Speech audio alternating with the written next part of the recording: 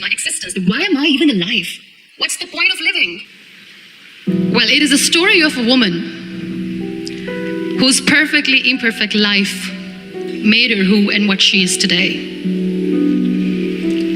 It's the story of a woman who, in pursuit of her dreams and aspirations, made other people realize that if you think that your life is hard and you're giving up on that because you think your life is unfair, think again. Because when you think that way, you are being unfair to your own self. It's the story of a woman who made people realize that sometimes problems are not too big. We are too small because we cannot handle them. It is the story of a woman who with time realized the real happiness doesn't lie in success, money, fame. It lies within. Real happiness lies in gratitude. I believe in the power of words. Many people speak before they think. But I know the value of words. The words can make you, break you, they can heal your soul, they can damage you forever. So I always try to use the positive words in my life wherever I go. They call it adversity, I call it opportunity. They call it weakness, I call it strength. They call me disabled, I call myself differently abled. They see my disability, I see my ability. There are some incidents that happen in your life, and those incidents are so strong that they change your DNA. Those incidents or accidents are so strong that they break you physically. They deform your body, but they transform your soul.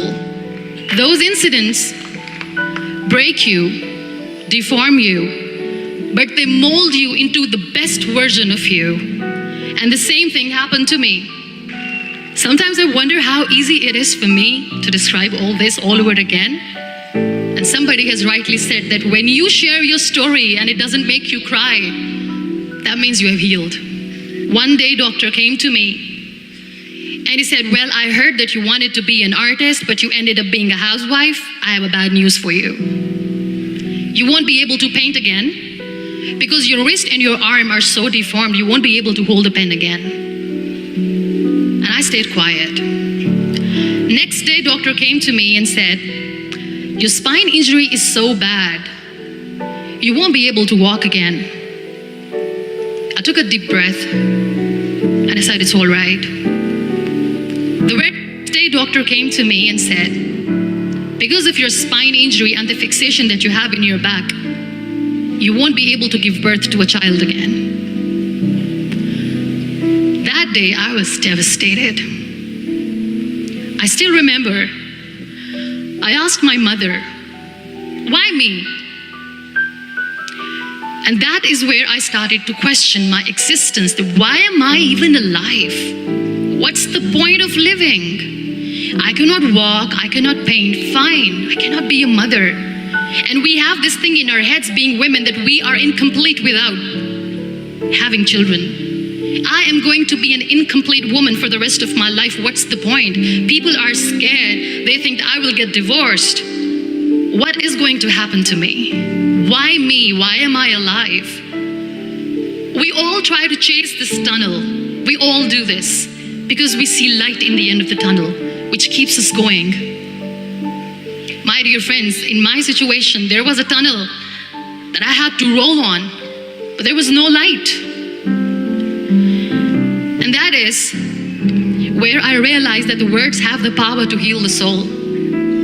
My mother said to me, this too shall pass.